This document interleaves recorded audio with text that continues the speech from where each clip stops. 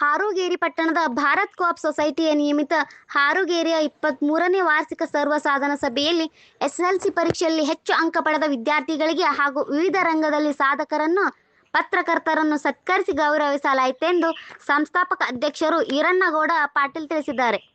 Bharat co-op ಸೊಸೈಟಿಯು Harogeri ಪಟ್ಟಣದಲ್ಲಿ 2002 August 15 ಮತ್ತು 16ರಂದು ಸ್ಥಾಪನೆಯಾಯಿತು ಮತ್ತು ಈಗ ಷೇರು ಬಂಡವಾಳ 1,04,99,800 ರೂಪಾಯಿ ಹಾಗೂ ದುಡಿಯುವ ಬಂಡವಾಳ 45,58,93,900 ಸದಸ್ಯರ ಠೇವಣಿ 40,10,10,14,700 ವಿವಿಧ ಬ್ಯಾಂಕುಗಳಲ್ಲಿ ಠೇವಣಿ 19,58,49,700 ಸಂಘದಿಂದ ಒಟ್ಟು ಸಾಲ ವಿತರಣೆ 20,76,72,710 ಸಂಸ್ಥೆಯ ಲಾಭ 40,42,302 ರೂಪಾಯಿಗಳು.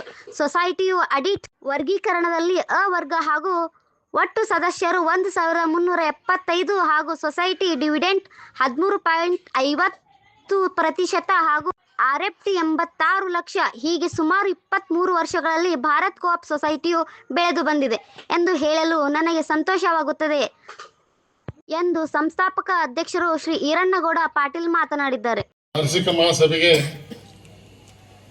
ಎಲ್ಲ ಸದಸ್ಯರನ್ನ ಠೇವುದಾರರನ್ನ ಮತ್ತೊಮ್ಮೆ ಹೃದಯಪೂರ್ವಕವಾಗಿ ಸ್ವಾಗತ ಬಯಸ್ತೇನೆ.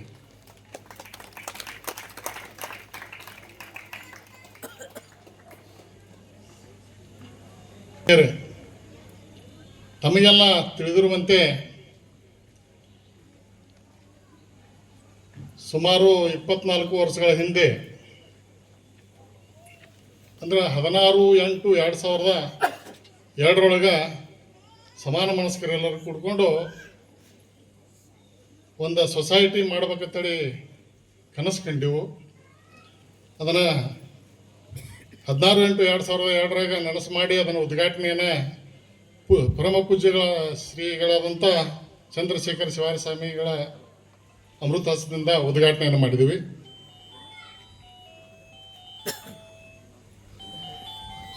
ಅಂದಿನಿಂದ ಇಂದಿನವರೆಗೆ ಪ್ರಗತಿಯತ್ತ ಸಾಗುತ್ತಾ ಬಂದು ಈ ವರ್ಷ ಸುಮಾರು 40,42,304 ನಿವ್ವಳ ಲಾಭವನ್ನು ಗಳಿಸೈತಿ ಅಂತ ಹೇಳಕ್ಕೆ ನನಗೆ ಭಾಳ ಹೆಮ್ಮೆ ಅನಿಸ್ತದೆ.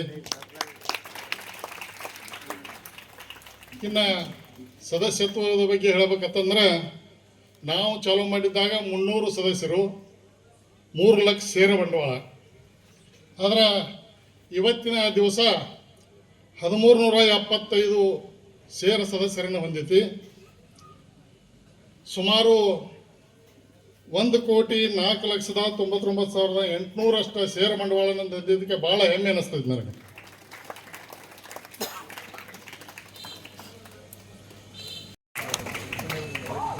ಇನ್ನು ಡಿಪಾಸಿಟ್ ಮಾಡ್ಕೊಂಡಿವಿ ಅಂದ್ರೆ ಅದಕ್ಕೆ ಬಡ್ಡಿ ಕೊಡ್ಬೇಕಾಗೈತಿ. ನಾವು ಆ ಬಡ್ಡಿಯನ್ನು ನಾವು ಹೆಂಗೆ ಸಮ ಮಾಡಬೇಕು?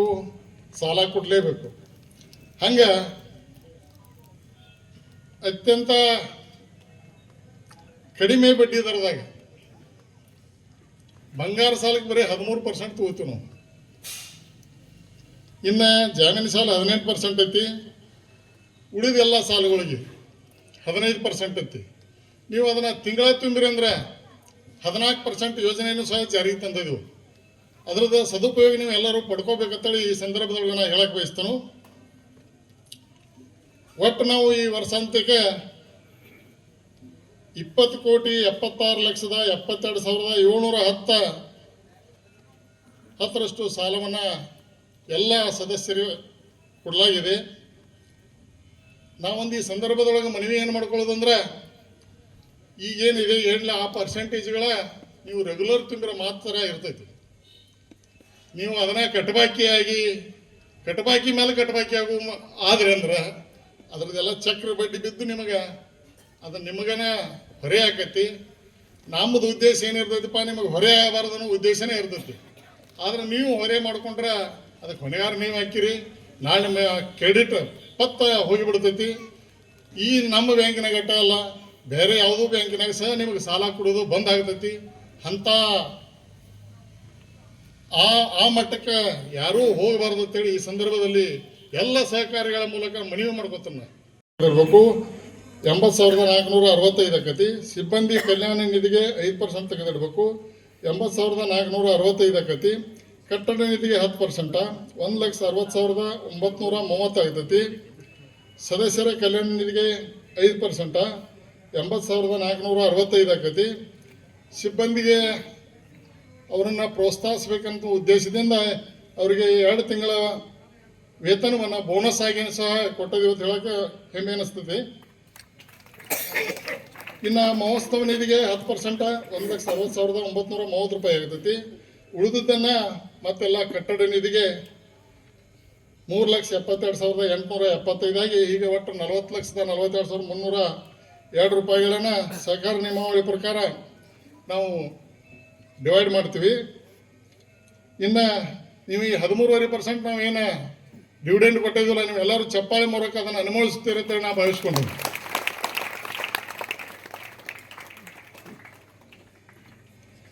ಇದೀಗ ಗುಡಿಸಿ ಸರ್ ಹೇಳ್ರೆ ಸಾಲ ಇನ್ನೂ ಕೊಡಬೇಕಾಗಿತ್ತು, ಆದರೆ ಹೆಚ್ಚಿನ ಅಮೌಂಟನ್ನು ಬೇರೆ ಬೇರೆ ಬ್ಯಾಂಕ್ಗಳಲ್ಲಿ ಡಿಪಾಸಿಟ್ ಮಾಡ್ಯಾರೋ ಅಂತಕ್ಕದನ್ನು. ಹೌದು, ಇನ್ನೂ ಸಾಲ ಕೊಡಬೇಕಾಗಿತ್ತು. ನಾವು ಆ್ಯಕ್ಚುಲಿ ಎಲ್ಲರೂ 30% ಇಟ್ಕೋತಾರೋ. ಆದ್ರೆ ನನ್ನೊಂದು ಸೀಕ್ರೆಟ್, ಓಪನ್ ಸೀಕ್ರೆಟ್ ಹೇಳಿಬಿಡ್ತೇನೆ. ನಾ 50% ರೊಕ್ಕ ಬೇರೆ ಬೇರೆ ಬ್ಯಾಂಕ್ಗಳಲ್ಲಿ ಡಿಪಾಸಿಟ್ ಇಡ್ತೀನಿ. ಯಾಕೆ ಇಟ್ಕೋತಾನೆ ಅಂದ್ರೆ, ಇವತ್ತು ಯಾರೇ ಬರಲಿ, 1 ಕೋಟಿ ಬೇಡವ್ರು ಬರಲಿ, 50 ಲಕ್ಷ ಬೇಡವ್ರು ಬರಲಿ, ಅವ್ರ ಡಿಪಾಸಿಟ್ ನಮ್ಗೆ ಹೊಳಿ ಕೊಡಂದಾಗ ನಾವು ಕೊಡಬೇಕಾಗತ್ತೆ. ಅದಕ್ಕೆ ಸುಭದ್ರವಾಗಿ ಇರಬೇಕಾದ್ರೆ ನಾವು ಹೆಚ್ಚಿನ ಅಮೌಂಟ್ ತೊಳಸ್ಬೇಕು. 30% ಅಥವಾ ಎಷ್ಟು ಇಟ್ಕೊಂಡಿವಂದ್ರೆ ಒಂದು 4-5 ಜನ ದೊಡ್ಡ ಇದ್ರವ್ರು ಬಂದ್ರೆ ಅಂದ್ರೆ ದೊಡ್ಡ ಅಮೌಂಟ್ ಡಿಪಾಸಿಟ್ ಇಟ್ಟವ್ರ ಇದೆಲ್ಲ ಸಹಕಾರಿಗೆ ಅಪ್ಲೈ ಆಗ್ತೈತಿ. ದೊಡ್ಡ ಡಿಪಾಸಿಟ್ ಇದ್ದವ್ರು ಬಂದ್ರೆ ಅಂದ್ರೆ ಖಾಲಿ ಹೋಗ್ತೈತಿ. ಉಳಿದೆಲ್ಲ ಸಾಲ ಕೊಟ್ಟಿರ್ತೀವಿ ನಾವು. ಆ ಟೈಮ್ದಾಗ ಸಾಲ ಕೊಟ್ಟ ಟೈಮ್ದಾಗ ಅವ್ರು ಇಮಿಡಿಯೇಟ್ ಸಾಲಗಾರ ತಂದು ತುಂಬುದಿಲ್ಲ. ಅದಕ್ಕೆ ಅದು ಸೇಫ್ ಇರೋ ಸಲುವಾಗಿ ನಾವು ಇದು ಬ್ಯಾಂಕ್ ಶುರುವಾದಾಗಿಂದ ಹಿಡಿದ ಇಲ್ಲಿವರೆಗೆ ಅದನ್ನು ಮೇಂಟೈನ್ ಮಾಡ್ಕೊತ ಬಂದಿದ್ದೀವಿ. ಅದರಿಂದ ನಮ್ಮ ಬ್ಯಾಂಕ್ ಸುಭದ್ರವಾಗಿ ಐತಿ ಅಂತ ಹೇಳಕ್ಕೂ ಹೆಮ್ಮೆಯಿಂದ ಹೇಳ್ತೇನೆ ನಾನು. ಈ ಸಲ ನಮ್ಮದು 95% ಅದಷ್ಟು ಸಾಲ ವಸೂಲಾತಿ ಏನು ಮಾಡಿದ್ದೀವಿ, ಅದು 100ಕ್ಕೆ 100 ಆಗಬೇಕಾಗಿತ್ತು. ಆದರೆ ಕೆಲವೊಂದು ಅನಿವಾರ್ಯತೆಗಳಿಂದ ಅದು 95% ಆಗೈತಿ. ಮುಂದಿನ ವರ್ಷ ಇದನ್ನು 100ಕ್ಕೆ 100 ಮಾಡ್ಲಿಕ್ಕೆ ನಾವು ಎಲ್ಲ ನಮ್ಮ ಸಿಬ್ಬಂದಿ ವರ್ಗ ಆಗಲಿ, ನಿರ್ದೇಶಕ ಮಂಡಳಿ ಆಗಲಿ ಪ್ರಯತ್ನ ಮಾಡ್ತೀವಿ ಅಂತಕ್ಕಂಥ ಮಾತನ್ನು ಹೇಳ್ತಾ,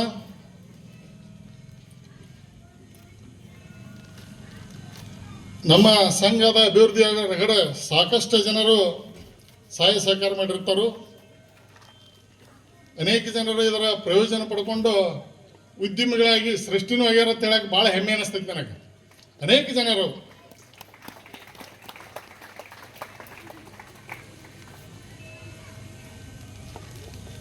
ಮಾರ್ಚ್ 31, 2025ಕ್ಕೆ 40,42,302 ಲಾಭ ಆಗಿತ್ತು. ಸಹಕಾರ ನಿಯಮದ ಪ್ರಕಾರ ಇದನ್ನು ಡಿವೈಡ್ ಮಾಡುವ ಸಿಸ್ಟಮ್ ಐತಿ. ನಾವು ಈ ಸಲ ಆ್ಯಕ್ಚುಲಿ ನಮ್ಮೆಲ್ಲ ಆಡಳಿತ ಮಂಡಳಿಗಳು ಕೂಡಿ ಹೋದ ಸಲ 13% ಡಿವಿಡೆಂಡ್ ಕೊಡ್ತಿದ್ವು. ಈ ಸಲ 13.5% ಡಿವಿಡೆಂಡ್ ಮಾಡಿದ್ವು ಅಂತ ಹೇಳಕ್ಕೂ ಭಾಳ ಹೆಮ್ಮೆ ಅನ್ನಿಸ್ತೈತೆ ನನಗೆ. ಇನ್ನು ಲಾಭದ ವಿಂಗಡಣೆಯನ್ನು ಈ 40,40,302 ರೂಪಾಯಿಗಳನ್ನು ಮೀಸಲು ನಿಧಿಗೆ 25% ತೆಗೆದಿಡಬೇಕಾಗತಿ. ಅದಕ್ಕೆ 10,10,576 ಆಗತಿ.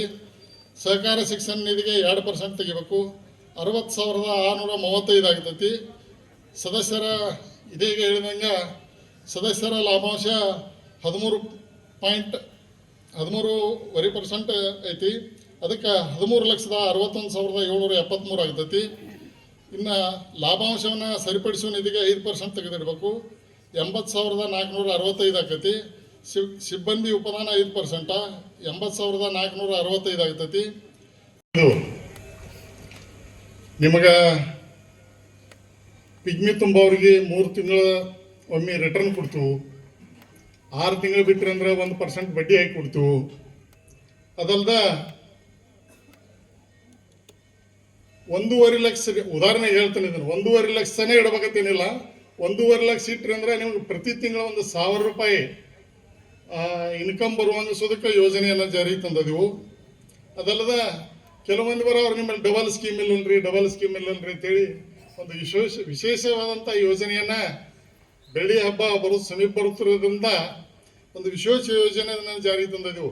8 ವರ್ಷ ಇಟ್ಟರೆ ಅಂದ್ರೆ ನಿಮ್ಗೆ ಡಬಲ್ ಅಮೌಂಟನ್ನು, ಒಂದು 1000 ರೂಪಾಯಿ ಇಟ್ಟರೆ ಅಂದ್ರೆ ಅಥವಾ 1 ಲಕ್ಷ ಇಟ್ಟರೆ ಅಂದ್ರೆ ಅದು 8 ವರ್ಷ ಒಳಗಾಗಿ 2 ಲಕ್ಷ ರೂಪಾಯಿ ನಿಮಗೆ ಸಿಗುವಂತೆ ಯೋಜನೆಯನ್ನು ಸಹ ಜಾರಿಗೆ ತಂದಿದ್ದೆವು. ಮತ್ತು ಆಲ್ಮೋಸ್ಟ್ ಆಲ್ ಎಲ್ಲ ನಮ್ಮ ಸಹಕಾರಿಗಳಿಗಿಂತಲೂ 730 ದಿವಸಗಳ 10.5% ಡಿಪಾಸಿಟ್ ರೇಟ್ ಆಫ್ ಇಂಟ್ರೆಸ್ಟ್ ಕೊಡೋದನ್ನು ಸಹ ಜಾರಿಗೆ ತಂದಿದ್ದೆವು. ಇದರದ್ದೆಲ್ಲ ಸದುಪಯೋಗವನ್ನು ಪಡ್ಕೊಂಡು ವಿಶ್ವಾಸಾರ್ಹವಾದಂಥ ನಿಮ್ಮ ಭಾರತ ಬ್ಯಾಂಕಿನೊಳಗೆ ಇನ್ವೆಸ್ಟ್ ಮಾಡಿರ್ತೇಳಿ ಈ ಸಂದರ್ಭದಲ್ಲಿ ಮನವಿಯನ್ನು ಸಹ ಮಾಡ್ಕೊತನು. ಇದರ ಜೊತೆ ಅನೇಕ ಯೋಜನೆಗಳದಾವೆ ನಮ್ಮಲ್ಲಿ. DD ಕೊಡೋದಾಗಲಿ, RTGS ಮಾಡೋದಾಗಲಿ, ಈ ಸ್ಟಾಂಪಿಂಗ್ ಯೋಜನೆಗಳನ್ನು ಬರೀ ಸಾಲ ಕೊಡೋದು, ಬಡ್ಡಿ ತಗೊಳ್ಳೋದಷ್ಟೇ ಅಲ್ಲ ಸಹಕಾರ ರಂಗದೊಳಗೆ. ಅದರ ಜೊತೆಗೆ ನಮ್ಮ ಸದಸ್ಯರಿಗೆ ಅನೇಕ ಯೋಜನೆಗಳ ಲಾಭ ಆಗಬೇಕು ಅನ್ನೋ ದೃಷ್ಟಿಯಿಂದ ಇವೆಲ್ಲ ಯೋಜನೆಗಳನ್ನು ಮಾಡಿಕೊಂಡಿದ್ದೆವು. ಈ ಸಲ ಇನ್ನು ಶೀಘ್ರದಲ್ಲಿ ಬಹುಶಃ 1 ತಿಂಗಳ ಒಳಗಾಗಿನ ಆನ್ಲೈನ್ ಆಗ್ತೈತಿ. ಇದನ್ನು ಭಾಳ ವರ್ಷ ಹೇಳಿನ, ಆದ್ರೆ ಈ ವರ್ಷ ಅದು ಜಾರಿಗೆ ಬಂದೈತಿ. ಅದಕ್ಕೆ ನಮಗೊಂದು IFSC ಕೋಡ್ ಸಿಗ್ತೈತಿ. ಅದರಿಂದ ನಿಮ್ಮ ಎಲ್ಲ ಅಕೌಂಟ್ಗಳು ಇನ್ನು ಮುಂದೆ ಆನ್ಲೈನ್ ಆಗ್ತಾವೆ.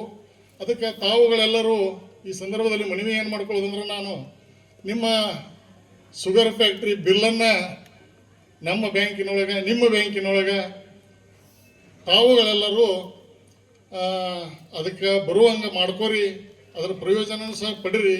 ನಿಮಗೆ ತ್ವರಿತ ಸೇವೆಯನ್ನು ಮಾಡುವ ಅನುಕೂಲತೆ ನಮ್ಮಲ್ಲಿ ಇದ್ದು ಅದರ ಪ್ರಯೋಜನನ ತಾವೆಲ್ಲರೂ ಪಡ್ಕೋತಿರುತ್ತೇಳಿ ಈ ಮೂಲಕ ನಾನು ಮನವಿಯನ್ನು ಸಹ ಮಾಡ್ತೇನೆ.